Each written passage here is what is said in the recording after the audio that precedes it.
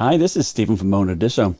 Now, if you've been eyeing up a tablet PC such as the Surface Pro or perhaps the ThinkPad X12 detachable, but you cannot quite stomach the high prices, perhaps you could consider one of these Chinese products, like the KUU LeBook Pro. That is available at Walmart for $829 or even at Amazon for about $899.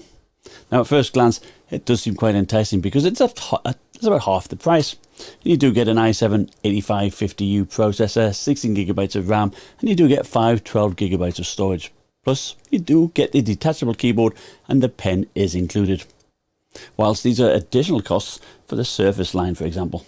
Now, the first thing I would like to warn you about is Walmart's return policy.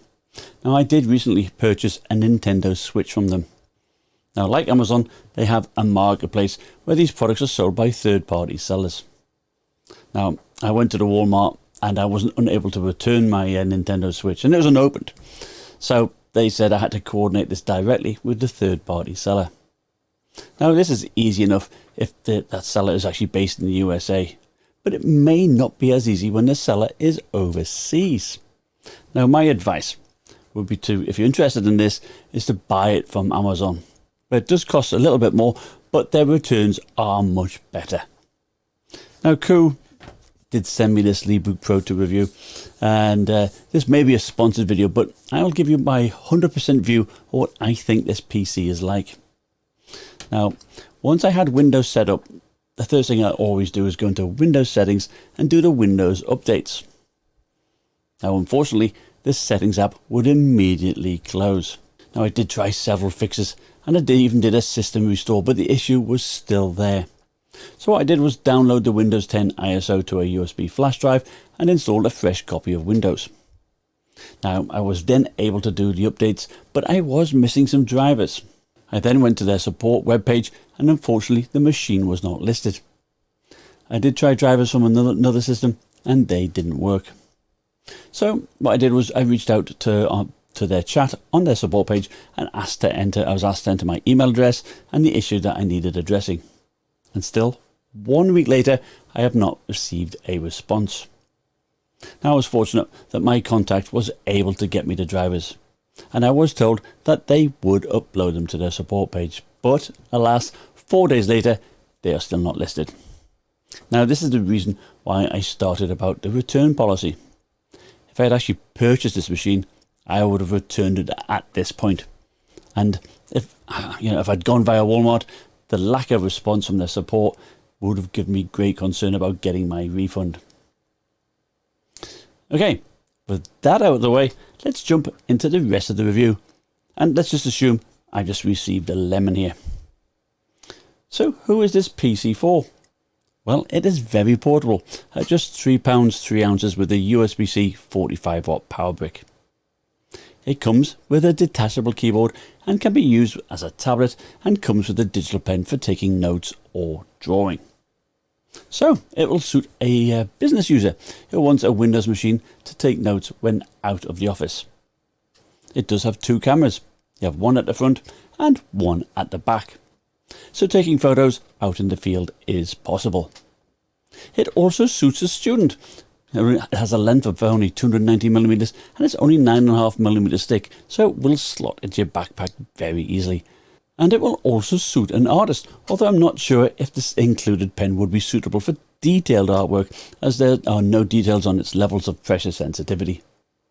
Now, the pen does feel good in the hand, and it does charge via micro USB, so there's no need to worry about replacing the batteries.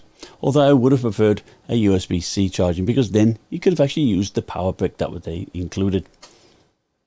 Now, the pen turns on by pressing the side button, and it automatically turns off when not used.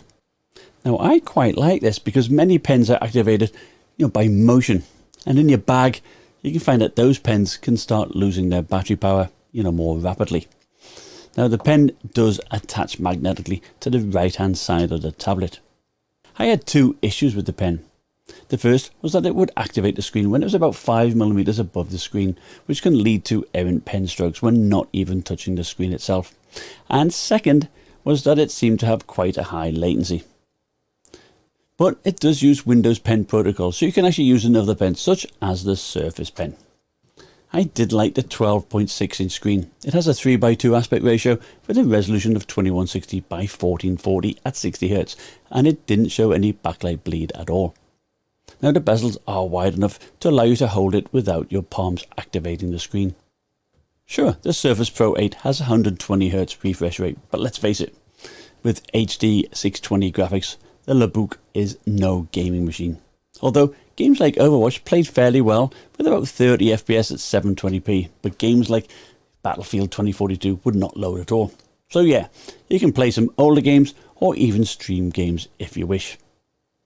Now the screen is a 10-point multi-touch display, and I had no issues using this at all. In fact, it was my preferred method of interacting with the display, despite it being very glossy. Now this was because the touchpad was actually pretty poor. Mouse movement was okay, but clicking was very stiff, and gestures such as pinch to zoom didn't work, and scrolling was not smooth at all. I also found that your finger would tend to get stick to its surface at times. I did like the keyboard though. It's backlit white, and it magnetically attaches to the tablet via some pogo pins. You can also tell when it's active with the power light indicator on the left hand side. You can either have the keyboard flat on the table, or have it at a slight angle as it folds at the front edge. And even though there is some flex, it does give a nice angle for typing.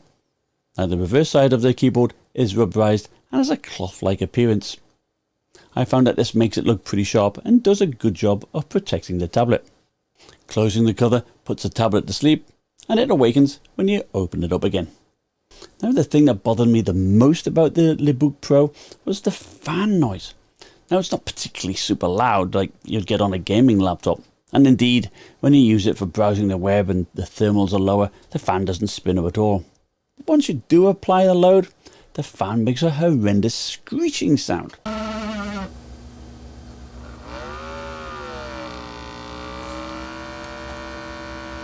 You can actually even hear it even more in this test of the 5-megapixel front webcam. Here's the front-facing camera. It's actually not too bad, but I think you can probably hear the fan in the background. The air intakes are at the sides, and the hot air is pushed out of the top. Now I do like the position of these, as your hands don't obstruct it when held in landscape or portrait mode. The volume button is on the right hand side below the audio jack, and the only two of the ports that you have are two USB-C ports that can both be used to charge it or to output to a monitor. It is a shame there is no Thunderbolt port to allow perhaps use of an external GPU, but then again, the i7-8550U in this machine is pretty slow. It is a 4-core 8-thread chip that has a minimum power of 10 watts and a configurable TDP up to 25 watts. But unfortunately, the LeBook Pro sets the PL1 at 10 watts, so that is all you get. Now, in Cinebench R20, it is about half the speed of the Surface Pro 7 Plus and its i5 CPU, and is slower than the i5 using the ThinkPad X12 detachable. Now, in my Handbrake test, where I convert a 1080p file to MP4, I had to go all the way back to 2017, where it beat the i7-7500U. At least the thermals are low at 10 watts, and also the lower power translates into a decent battery life, where I got 6.5 hours streaming YouTube at 50% brightness. But still, this is about half of what you get with the Surface Pro 8 by all accounts. Plus, there is no SD card slot like you get on the Surface models, so you are stuck with the 512GB SSD. But I did find that it was quite snappy, but although it is a slow SSD by today's standards. Now the metal kickstand works well and has 150 degrees of movement and works well on your lap. But those with shorter legs may find that it brings the keyboard a bit slightly close to your body. Likewise, this design is not very good for an aircraft table. You're actually better off using a small laptop. It uses two 1-watt speakers, which are passable at best. If you have much in the way of background noise, then I recommend that you use headphones. So, would I recommend buying the KUU LeBook Pro? Well, let's assume I got a bad unit and the bulk of them out there don't have the issues that I had, like the settings issues or that fan noise. Then, it is a nice tablet PC. It is nicely built, magnesium alloy, and it does have decent battery life. The screen is nice and responsive, and they do include that pen and the keyboard. So if you're using it for office tasks, taking notes or sketching, then I think it is fine. No, I wouldn't want it to be my main PC due to the lack of power and expandability. Now on this basis, I think $829 is perhaps a tad expensive. I think closer to $700 would make more sense. Now my biggest concern is, if you do have a problem, what do you do? The lack of response from their support is an issue, and Walmart's third-party return policy sucks. So if you do want to buy this, I really recommend you use Amazon, and I will have a link for both in the description below. Thank you for watching. Bye now.